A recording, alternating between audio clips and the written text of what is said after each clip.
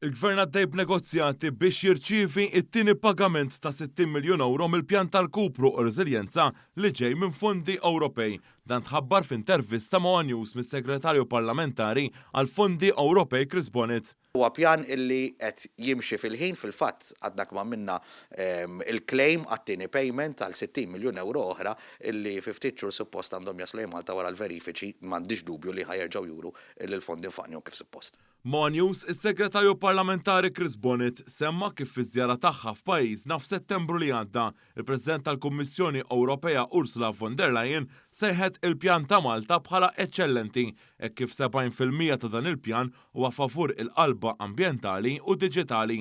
Ma' Chris Bonnet tkellimna wkoll dwar dak li sar fis-settur tal-fondi Ewropej is-sena l-oħra. Bdejna s-sena naħseb mod importanti immens għax ħabbarna l-mod kif sa nofqu 2.2 biljun euro il-Prim Ministru kien irnexxielu jinnegozja ftit ta' snin qabel. Però mbagħad kienet sena diffiċli u eċitanti wkoll minħabba l-fatt li kellna nagħlqu il-pakket ta' fondi ta' snin 2014-2020, allura speċjalment fl-aħħar xhur tas-sena sar ħafna xogħol f'dak ir-rigward u dak għalaqnieh b'suċċess. Bonnet tkellem magħna wkoll kif din is-sena il-Gvern se jkompli jara li l-fondi Ewropej ikunu il-fondi tan-nies permezz ta' simplifikazzjoni fil-proċessi.